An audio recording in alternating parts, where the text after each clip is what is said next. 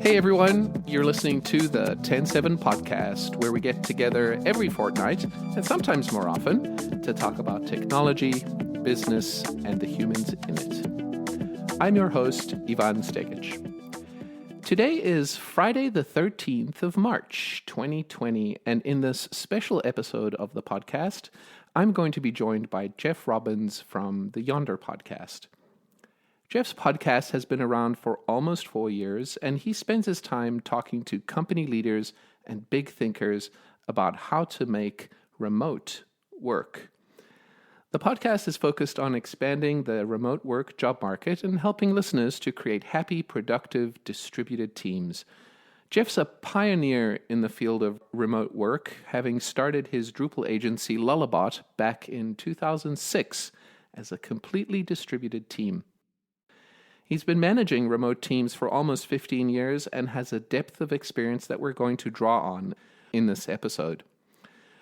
We're both a part of the Bureau of Digital Community, and after seeing numerous questions popping up on the network about how to remote work, we both had the same idea at the same time. Record a podcast episode and get high-quality information about working remotely out into the public domain quickly, especially for people who are new to it. Of course, the idea of working remotely has been accelerated by being in the throes of the COVID-19 coronavirus pandemic. Many leaders are now being forced to have to very quickly think about work-from-home policies, think about the infrastructure that they will need to support everyone being away from the office. They need to think about how to keep their workforce motivated and productive. And I'm sure there are leaders out there also worried about how to keep tabs on their workers without being able to physically see them in their cubes, that whole butts in seats thing. And on the flip side, there are millions of people across the globe that are going to be working from home for the first time. We're going to delve into some practical advice for remote workers everywhere. So without further ado, here's that recording. Thanks for joining me today, Jeff. Thanks for joining me today, Yvonne. So this is a little confusing, right? So Right. we're doing a cross-posting episode. So this podcast will appear on the TEN7 website, your website, where you are up to, coincidentally, your 84th episode, and on the Yonder website, where we are also posting our 84th episode. So it is episode 84 for both of us, although of a different podcast. So we're kind of unclear on who should exactly start. But that's okay. We can figure it out. And it was amusing to me to see the text message from you yesterday after I reached out about kind of recording a podcast episode, that you were thinking exactly the same thing. I mean, that was good. Yeah, I mean, but yes. So to some extent, the impetus of this idea came from, so there's a company called the Bureau of Digital that runs conferences and a Slack channel, amongst other things, for people that run, in particular, digital agencies. They have some variants of that. But I was in Slack offering advice to all of these company leaders who were looking at possibly sending their people home, and people had a lot of questions and thoughts and stuff like that. And I think I started thinking, I'm good at disseminating information through a podcast. Maybe I should do a podcast. I don't want to do a podcast alone where I'm just talking. Yvonne's a great person who I enjoy talking to quite a bit. Maybe the two of us could do it. And then I looked at my messages, and there was a message from you saying, "Hey, do you want to be on a podcast to talk about all this?" And here we are. I just love the way that it's worked out. The Bureau of Digital Community is just such a wonderful resource for us all, and it kind of feels like this wave of concern and wave of worry, and then action happened in the span of a few days after it seems to have been building up for the last few months. What are we going to do? Like, how are we going to react? Is this really going to happen? And then all of a sudden, in the space of about 3 days, like, people are sending all of their employees home, and now leaders are wondering what's going to happen next. Yeah, which still remains a question. I mean, it's not like everyone's just going to magically rainbows and unicorns around remote work, right? We both have struggled with remote work in various ways. I'd like to think that have failed so that others can learn, and I'm happy to share all of my thoughts and insights from years of thinking about this. But it doesn't just happen, which is right. Why we're here. Should we start with vocab? Kind of definitions and words that we're going to be using maybe throughout the podcast, maybe that people will be using in their remote work, things that maybe haven't come up in the co-located office in the past. Maybe a good place to start is, are we all working from home? Are we remote? Are we distributed? Are we hybrid? Are we telecommuting? Are we telework? Like, what do we call it? Yeah, what do we call it? Yeah. Well, to some extent, this has evolved over the years. And if you listen to early episodes of the Yonder podcast, the first thing that I ask people, I ask them where they live, where I'm talking to them, where they are in the world, because we're spread out all over. But then I was asking them, what terms do you use? What are the words? What's the vocabulary that you use? And everyone kind of had different answers. Although over time, I feel like people have kind of gathered around this term remote work, which is a little bit difficult. Because I have a whole philosophy around it. So remote has the same Latin roots as the word removed, right? This is the rem in remote. It means separated from. We are remote from something. I feel like for all of these workers who have been sent home because of the pandemic that's happening, they are remote, right? This is the company is there and they are home. However, there are a lot of companies that we talk to on the Yonder podcast. TEN7 is that type of company that does not have a central office. Those companies I tend to refer to as distributed, right? And I think that that's a better word because there's no mothership that people are not at, right? They're not somewhere. They're exactly where they need to be. They are distributed. They're peer to peer almost. We're distributed. Yeah, exactly. They're another word that gets used a lot is virtual. I'm hesitant to use the word virtual around companies or people, virtual workers or virtual companies. These are real workers. They are real companies, right? Virtual, I think, tends to kind of come with this thought of sort of ephemeral and maybe sort of like, a lot of like gig economy kinds of things where it's sort of like, oh, I work for Uber when I do, but then I don't. Yeah. I here and gone. But in order to kind of establish the sense of realness around this, which is important. We want to legitimize this type of working. I'm hesitant to use the word virtual. That being said, I think some of the communication is more virtual. These are kind of virtual connections that we're making. We're sort of virtually meeting in person. We're not actually meeting in person. We're meeting over video. But so the word virtual does come up a fair amount. And then there are these other words that get thrown around a lot that I feel like are kind of antiquated. Telework is one that's coming up a lot.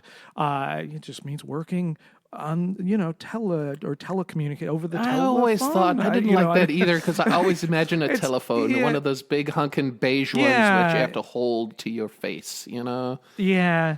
And one that's luckily fading out is e-work, Yeah. Which is just very loose and weird. I mean, it's like any work on a computer is electronic work, I guess, And then work from home. Now, in the U.S., work from home is starting to lose this sort of stigma it had growing up in the 70s and 80s. There used to be these signs posted on electrical poles and places as you drive around your town. Work from home. And it was a pyramid scheme. It was sort of like stuff dollars in envelopes and send them to your friend. You can work from home. You could make $50,000 a year. And it was a sort of scam kind of thing.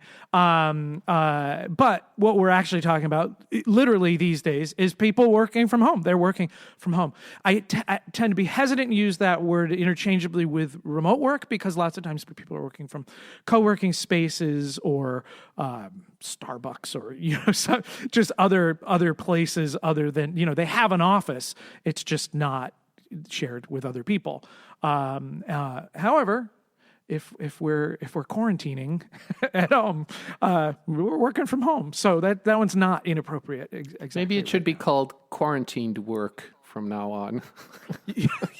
Yeah, that's nice. Yeah, just associate it with sickness. Very and positive, virus. yes. Yeah. What other words do we use in the community in this kind of distributed workforce? Well, there's these terms that are kind of big words that come up a fair amount, but I just want to define them at the top because they're likely to come up as we talk about this stuff further. The idea of synchronous and asynchronous, which sound very technical, programmery kind of computer words, but they're not. And we talk about synchronous communication and asynchronous communication. Synchronous communication sometimes is referred to as real time, happening all at once, and asynchronous communication happening not in real time. So good examples of synchronous communication are recording a podcast over a VoIP kind of system or a telephone call or meeting in person, right? This is stuff where it needs to happen at the same time. It's funny because this language has actually made its way into our kind of work vernacular. We talk about syncing up, right? This is the sync and synchronous. Hey, let's sync up. Let's talk on the phone. Let's do a video conference. Let's even you can sync up over Slack or text messaging, but those are kind of hybrid technologies because it's kind of up to your company culture as to whether people need to respond immediately to a text or a Slack message or not, and those things tend to kind of live longer. Asynchronous communications like email, message boards, issue queues for you programmers out there. Even things like voicemail, stuff that's kind of more archival that you can kind of go back and refer to. And you can use Slack asynchronously as well. I mean, if you're going to spend some time focusing on some work and switching Slack off, you can put it into Do Not Disturb, and it effectively turns into asynchronous.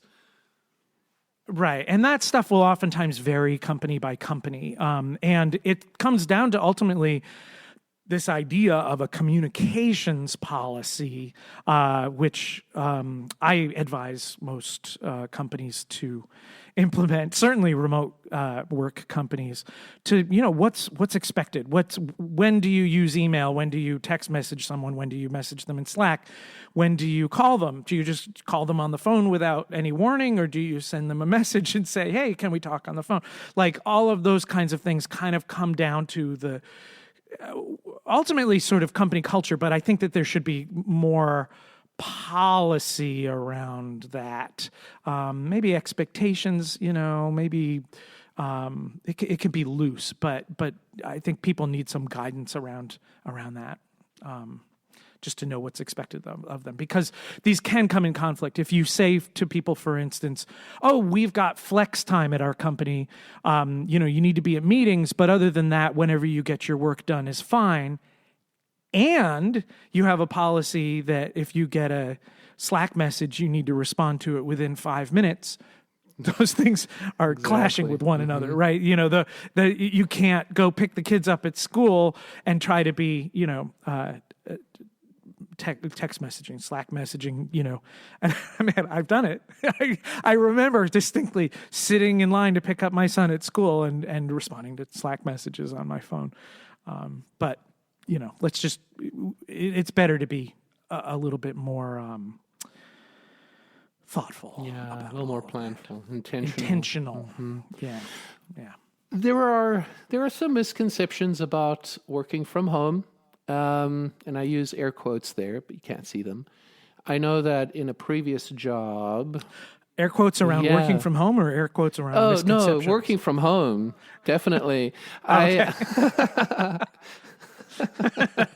I remember in a previous job when people said they were working from home, there are those air quotes again, on Fridays or on Monday mornings.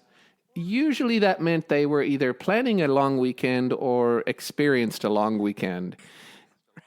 Right. They say, I'm going to be working from home on Friday, and they're miming a golf club swing. Right. It's like, Yeah. So yeah, you're not doing anybody any favors here. I think that's changed, and at least the connotations have for me. I definitely trust all the people that I work with. When people say they're working, they are generally working, from what I can tell. There are other misconceptions around distributed work and working from home. Do you want to speak to some of those? Yes. I think that, to try to not get too into the weeds on this, I think that it's an issue of trust. On the Yonder podcast, the word trust comes up a lot. I think that managers who are used to managing people by looking at them, when we think of sort of the turn of the 20th century style factory space, right? The managers have this elevated office that's elevated above the factory floor so that they can look down and see that people are working. That doesn't really work in the electronic age, because just because someone's sitting behind a computer doesn't mean that they're not on Facebook or not really working. We need to, but it still has that sort of primal kind of trust building thing. Like, I can see them, so therefore I can trust them. And I think for a lot of those managers, there's this feeling that if you can't see people, that they won't be trustworthy, right? That they won't act in a trustworthy way. It has been my experience that if you start to trust people and allow them a certain amount of autonomy, most of them will rise to the occasion. I think a very important part of managing is to provide really clear expectations so that people know what a good job looks like, and they can actually, they're clear on what they need to do. Because, it can be really difficult being an employee. I mean, we try to find some, empathy for these workers who might be slacking off. They might just not know what to do. They might be unclear. They might not have direction. Mm-hmm. Yeah. And so to provide some direction, and then, feedback and not monitoring exactly. One of the things I say is that it's basically impossible to micromanage as a manager of remote workers, which is really great if you're a remote worker. We need to allow people to kind of, like I said, sort of rise to the occasion. There needs to be feedback mechanisms. We need to check in daily, weekly, whatever, to kind of just check to see how people are doing. And oftentimes, a lot of the newer tools around what work means, things like both of us have run digital agencies that do development, computer programming, web development in particular. But around those tools, you can see when someone has checked in their work and what they've done and stuff like that. There are these sort of feedback mechanisms. I don't know quite how those mechanisms work at all companies, if in different environments. There are all sorts of metrics kinds of tools that have been built from everything from telecommunications companies, customer support companies and stuff like that. There are tools out there to help us manage more based on results rather than whether butts are in seats. Yeah. And those are better. It's a better way to go, right? To let people work, give them autonomy. You won't know for 4 days, 3 days, a week, maybe, whether anyone's working. But when you get to that cycle where you can check in on those metrics, you'll have some idea. And then you also need to kind of create a culture where you can have frank conversations with people. Maybe you do daily, especially for companies that are new to this, do daily phone calls. They don't need to be that long, but it's just like, how's it going? How are you adjusting to this remote work thing? What's going well for you? What's difficult? Is there anything I can help with?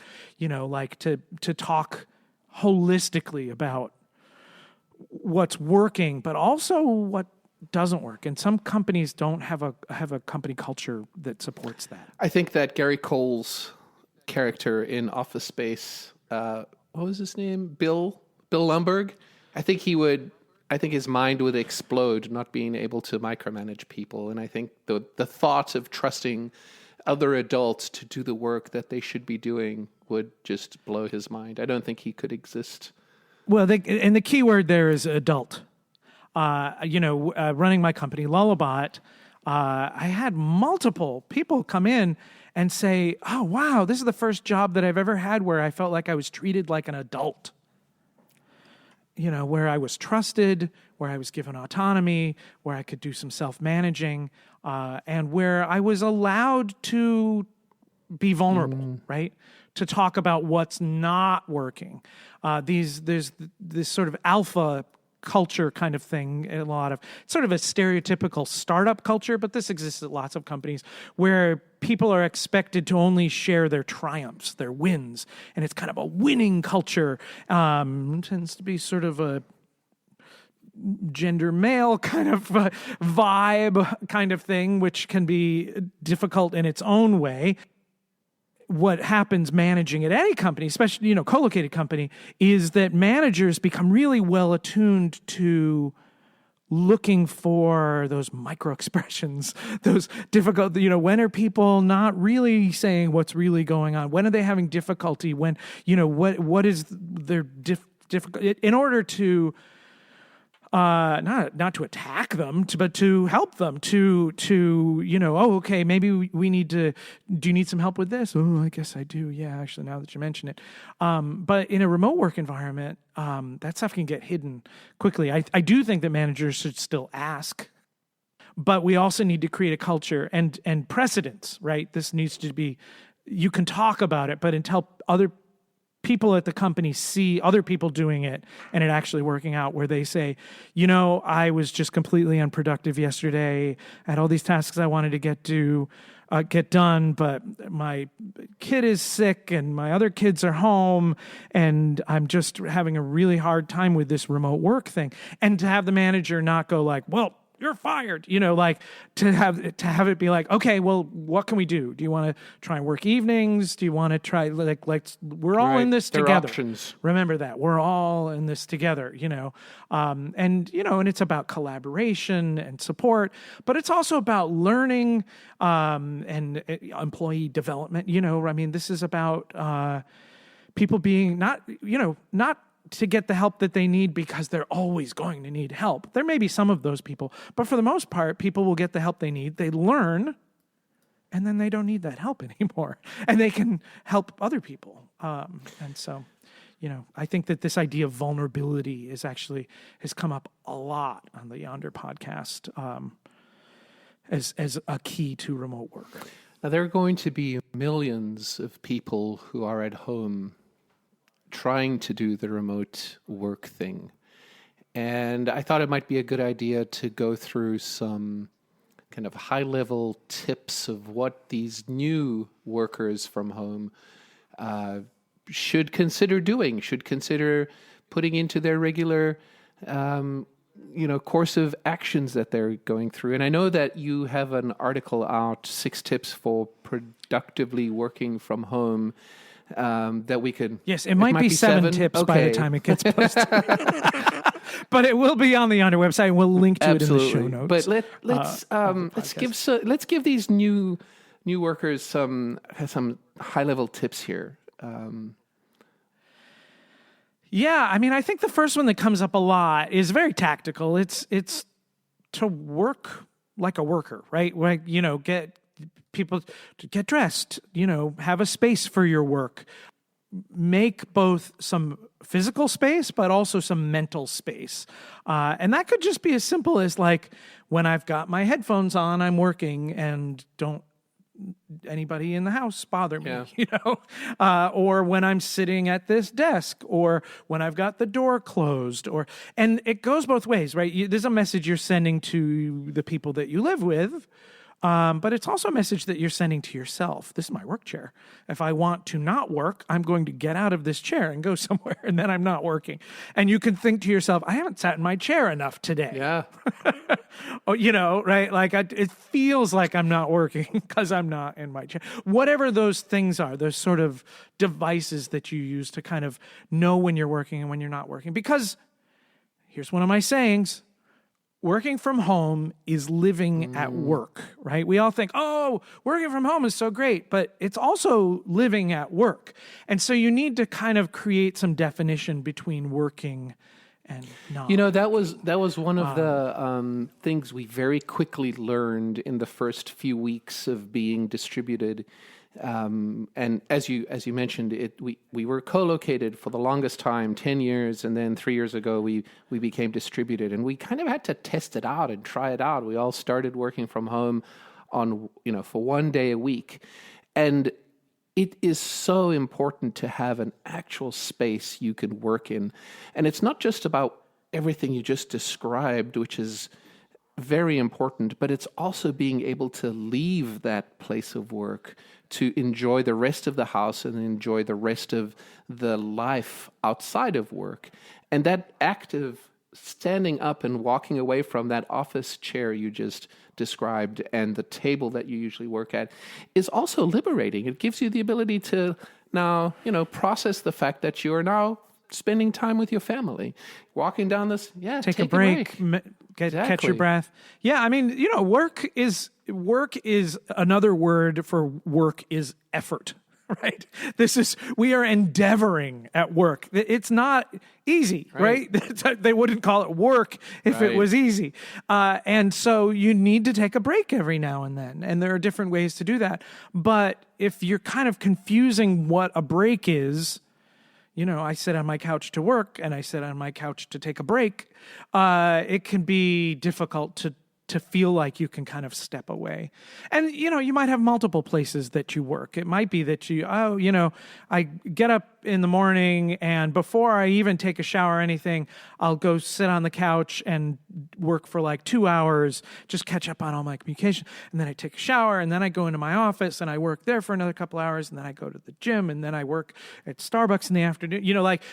Lots of times people are kind of changing it up some. They have sort of multiple places.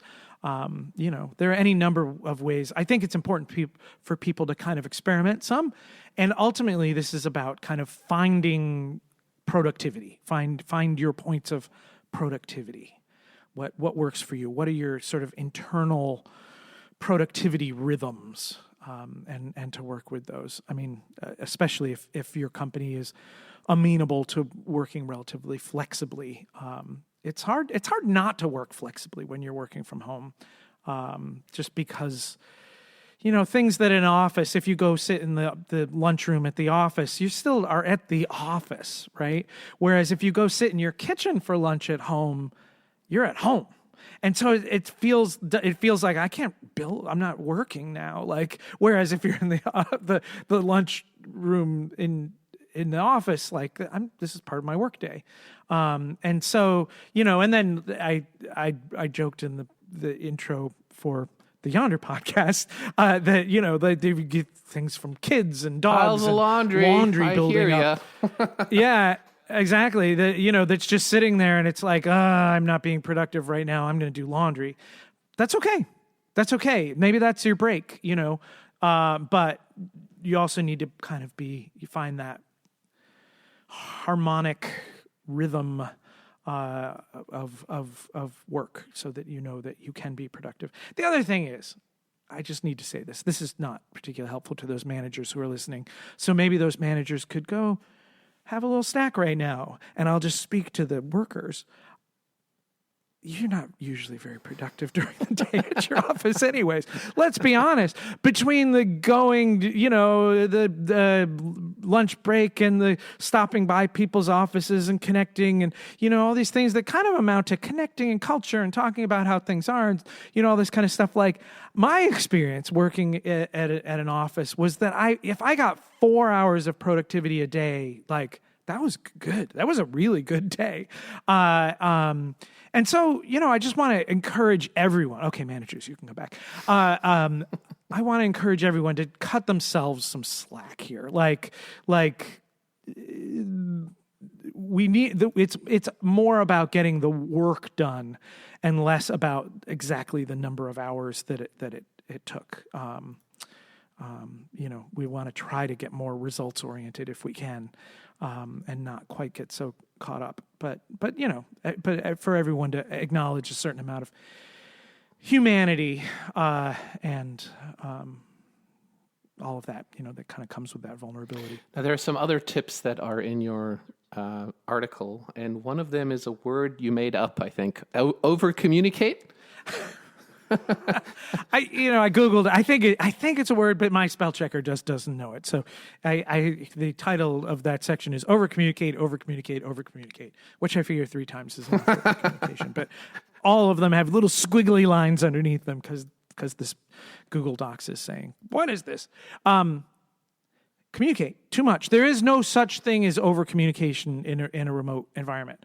There are entire books that have been written to limit communication in a typical office space, right? To we don't CC people that don't need to respond. Only people who we're going to expect a response from this email should get this, because we want to, limit people's inboxes, and we want to minimize meeting time, and we want to, all of this kind of stuff.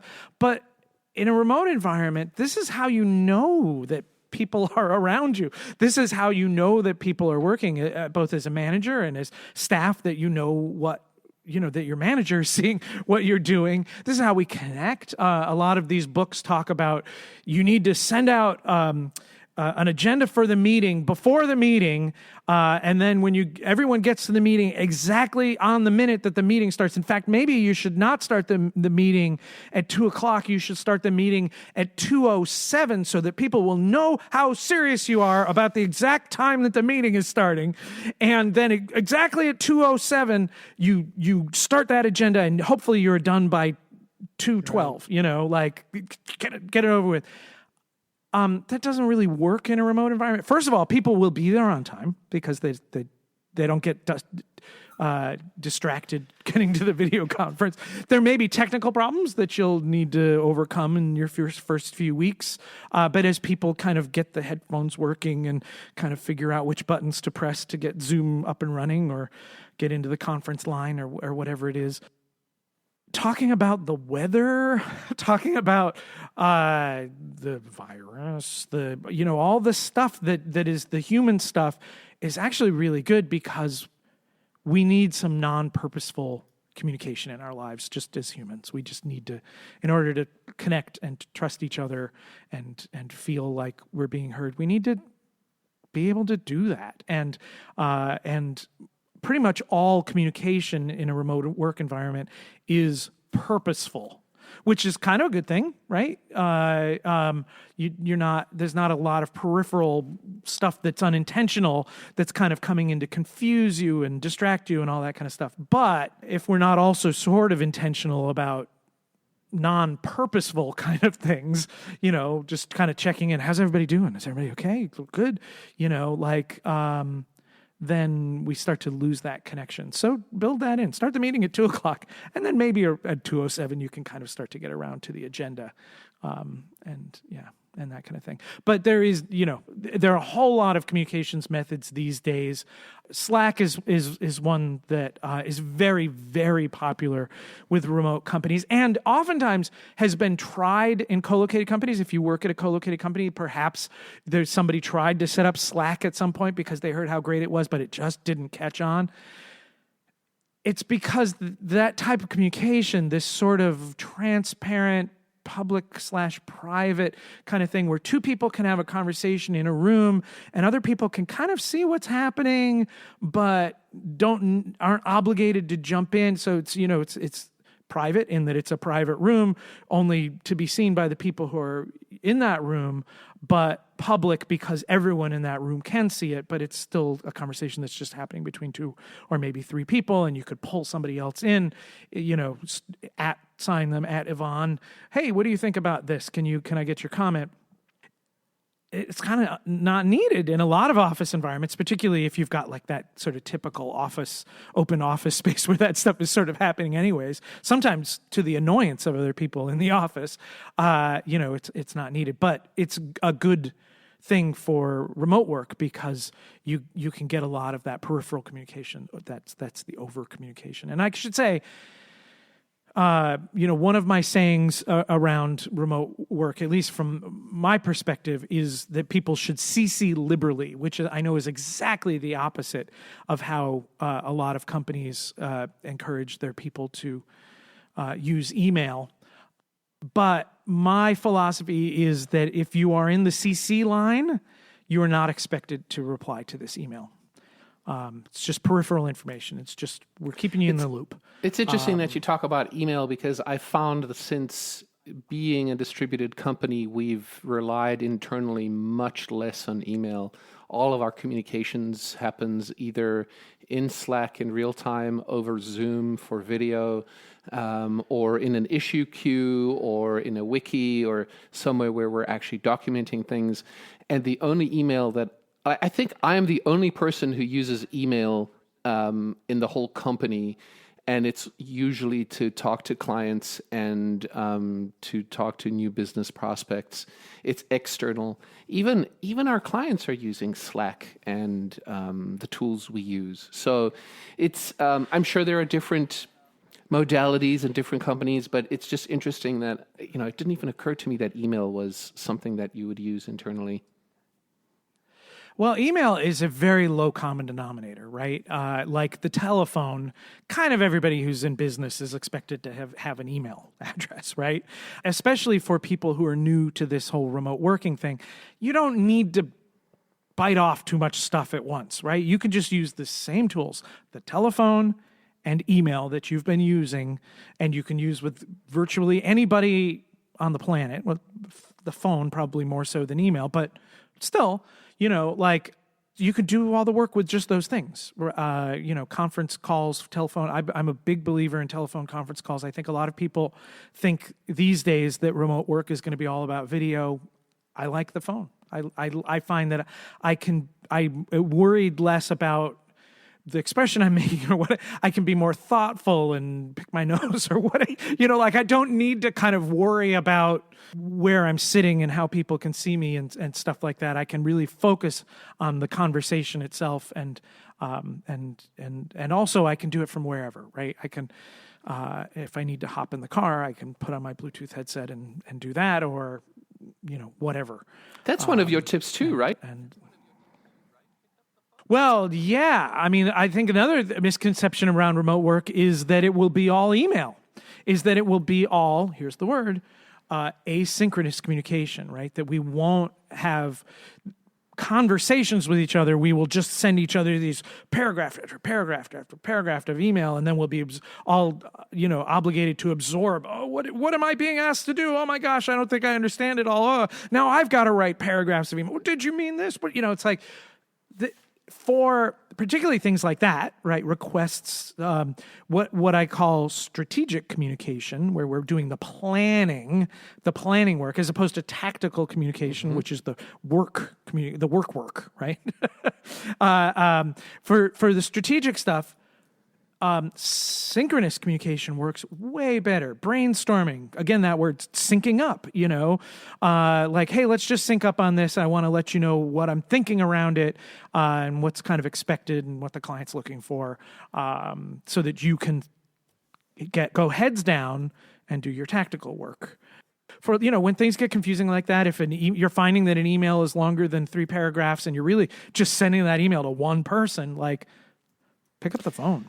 I do recommend scheduling phone calls, even if it's just to say in Slack or even just a text message like, hey, could you talk at the top of the hour? Maybe it's, it's only 10 minutes from now, but could you talk at the top of the hour?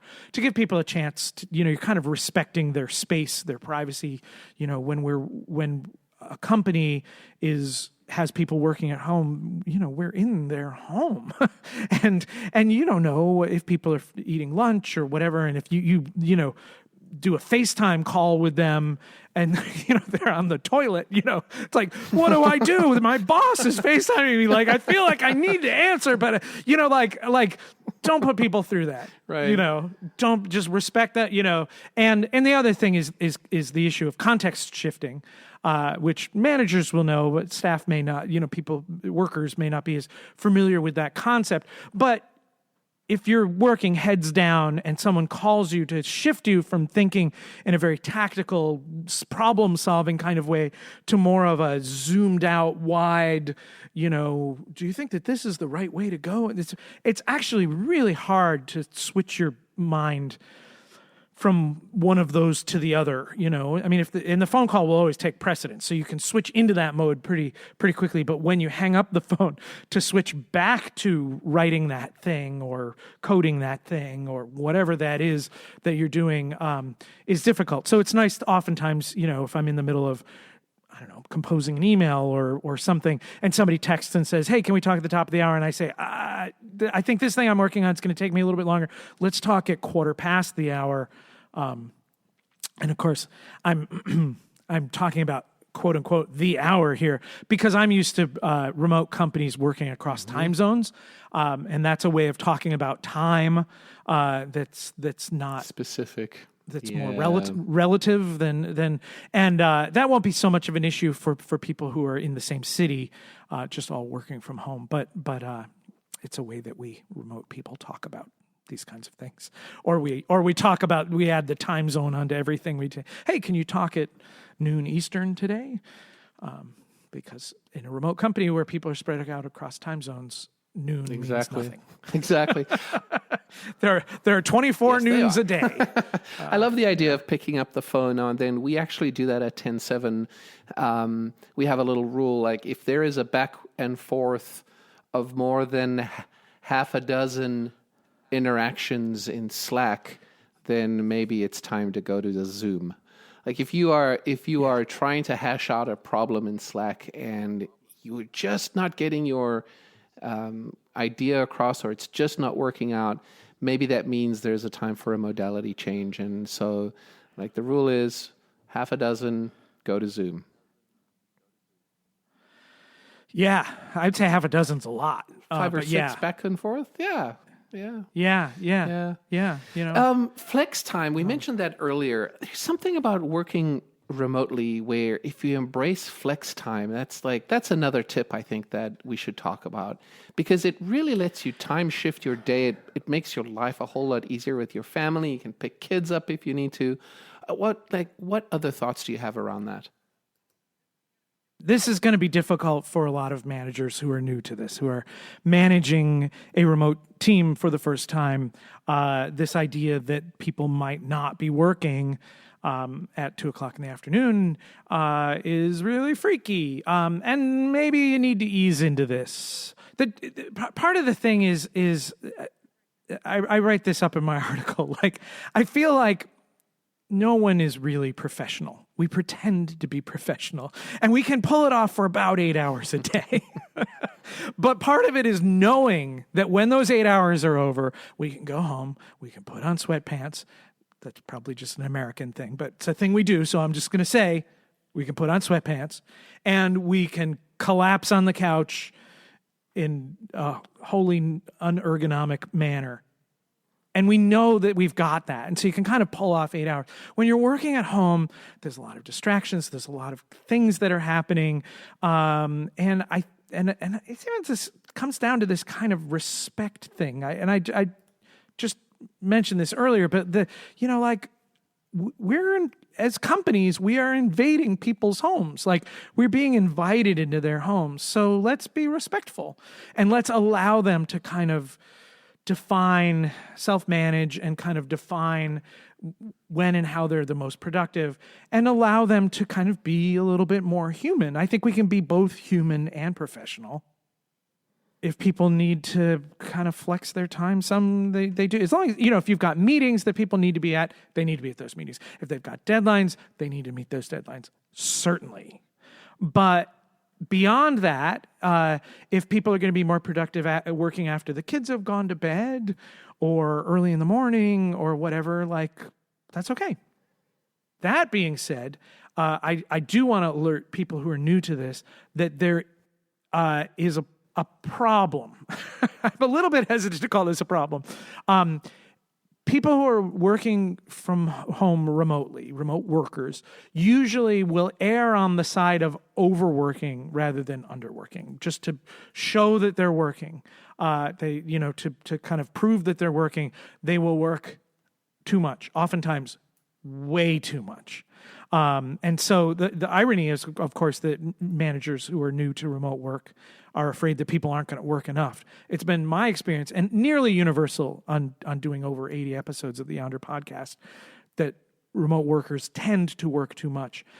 As a manager, then the problem becomes worrying about burnout and resentment, and all these other things that are like, so by offering time to be a little bit more flexible, we can kind of allow for that, because people will work. If you require them to work the 9 to 5, they will work the 9 to 5, but they'll also check their email at 6 o'clock before dinner, and then they'll check their email at 8 o'clock and probably work maybe from 8 to 9:30 because there was an email that came in, and it's not really work. I'm more just communicating, and these 8-hour days quickly become 10, 11, 12-hour days. So that kind of segues nicely into one of the other tips you have, which is seek purpose, and the necessary, like, you basically have to self-manage when you're at home, right?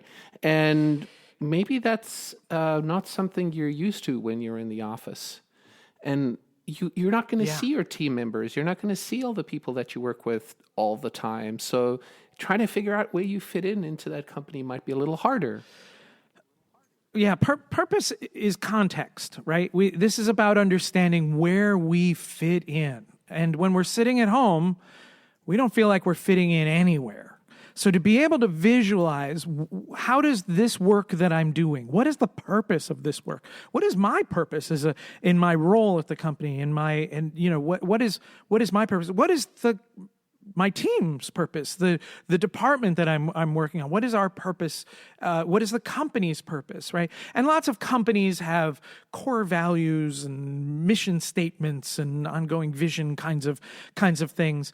But that also needs to, and that can provide some guidance, but that also sort of needs to filter down. So as a worker, I think, taking the initiative to ask kind of what is my purpose.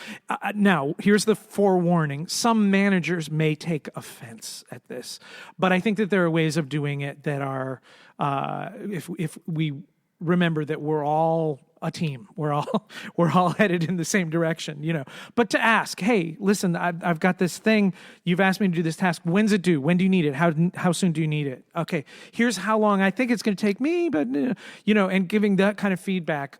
Who else is working on this? What is if you're a company that services company, what does the client need here? Or if you're a product company, like, how does this fit into the product development, and to just understand all that peripheral stuff around what you're doing, I think starts to create this sort of warm embrace and purpose, right? That people need purpose. They need to feel important, and they need to kind of know that the work that they're doing matters. And so in a company, some of that comes through this primal kind of stuff. Just because you're surrounded by people, it feels a sense of purpose. Oh, I'm working with these people and they seem nice, so that's good. That's good enough, But in lieu of that, trying to seek out your purpose. Hopefully, managers will do a good job of helping people to understand what their expectations are and what the purpose is and sort of how things fit in. But if your manager's not doing that, ask, at least as best you can.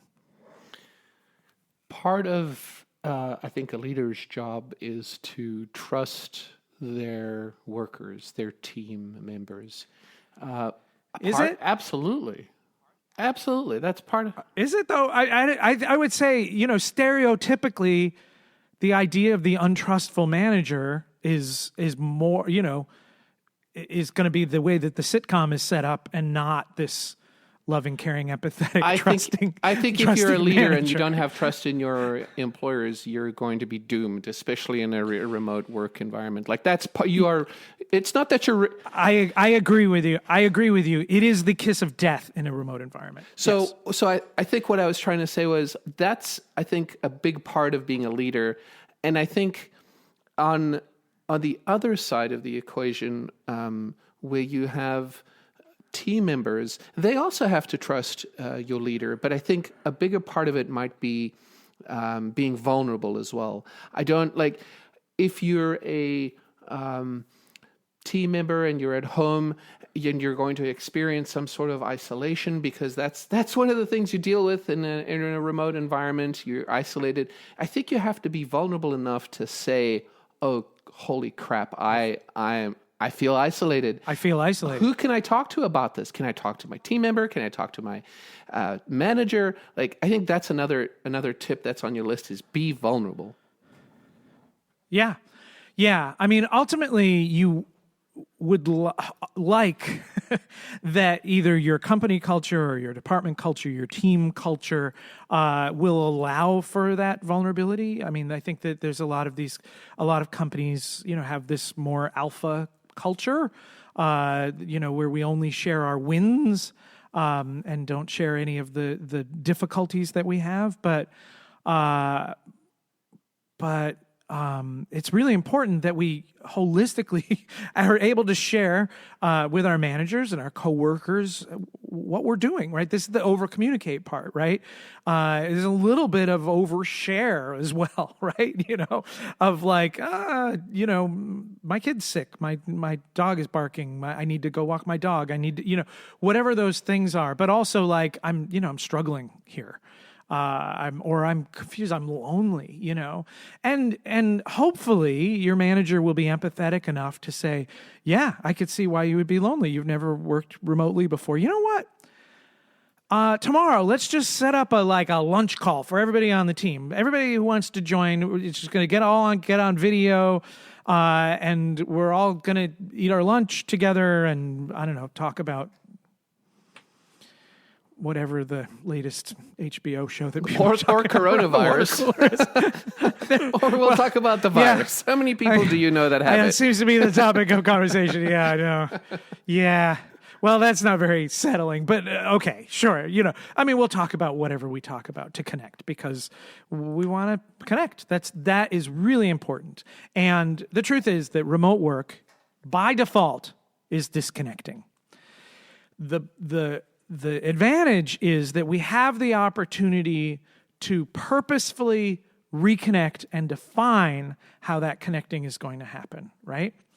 I think that like autonomy is just, it's part of remote work, right? Remote workers are going to be autonomous. They're working on their own. They're working separated from everybody else. So as managers, we need to embrace that. As workers, we need to embrace that. Like, there's just a certain amount of autonomy. However, I think a lot of time that autonomy, or the trade-off kind of feeling is that, well, since I have this autonomy, I can't expect to also remain connected. I'm going to be isolated because I'm autonomous. And that doesn't need to happen, right? I think that we should connect, but we need to be intentional about connecting. As I'm saying, like, let's start the meeting a little early so we can talk about the weather, whatever those things are.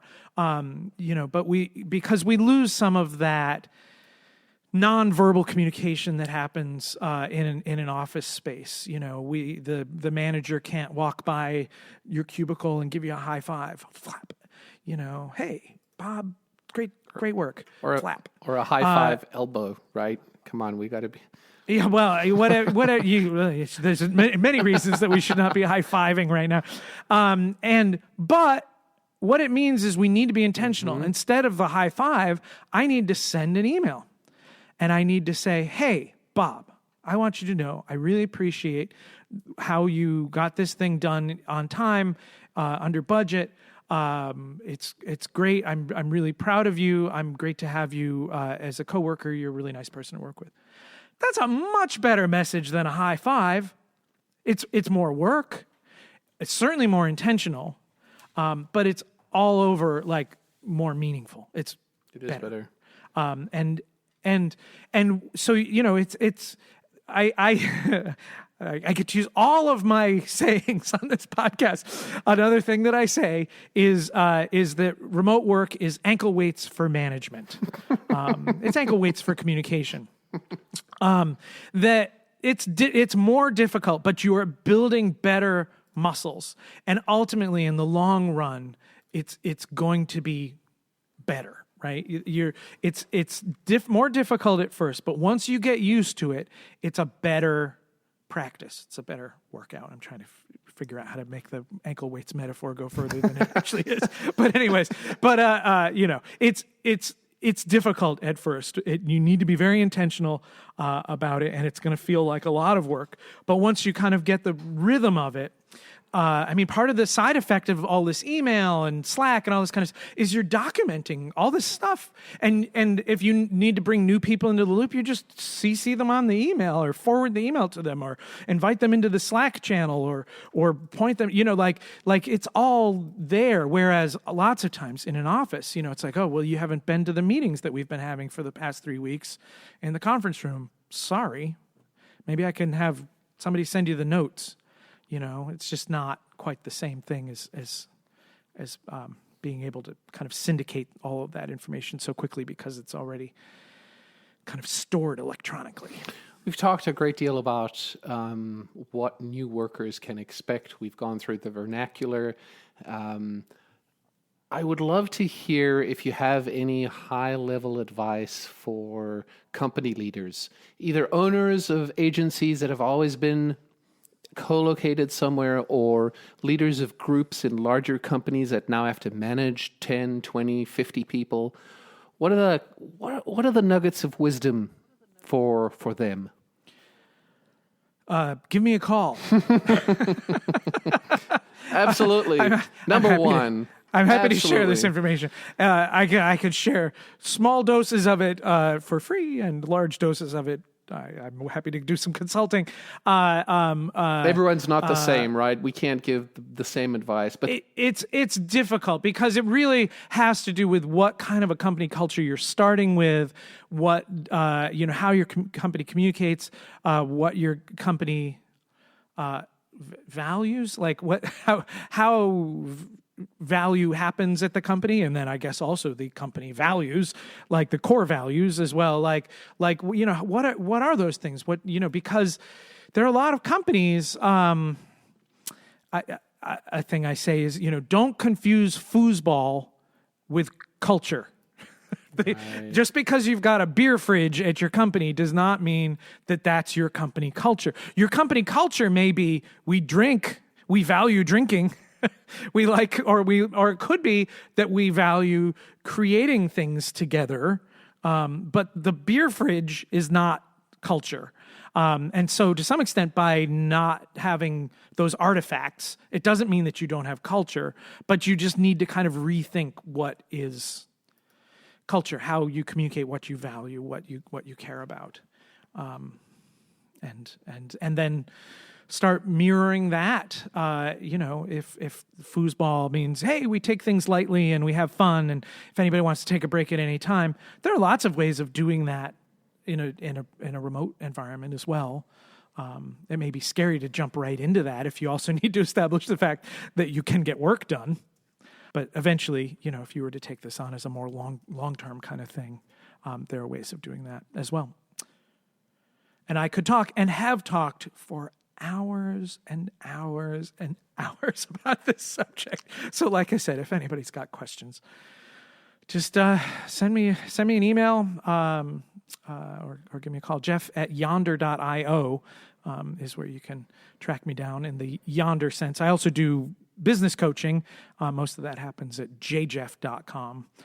JJEFF.com is where you can find me for for that kind of stuff. But yeah. It's been so great doing this with you today, Jeff. I feel like I'm going to close it for TEN7 and close it for Yonder. Very confusing how I'm going to end this right now, but it's just, I feel like you have to say something as well. And see, your podcast has an outro. Yes, you have I a little do. like thing you say at the end. Whereas mine, I just say goodbye to the guests and then we play a little music and off we go. So goodbye, Yvonne. It was lovely talking thank you, with Jeff. It was lovely talking to you as well. You've been listening to a special episode of the TEN7 Podcast and of the Yonder Podcast. You can find us both online. We're at ten7.com/podcast, and Yonder is at yonder.io. If you have a second, send us a message. We love hearing from you. Our email address is podcast@ten7.com. And if you need Jeff, just go to yonder.io and fill out the contact form. Until next time, stay healthy, don't touch anything, and sing a song while you wash your hands. This is Ivan Stegic and Jeff Robbins. Thank you for listening.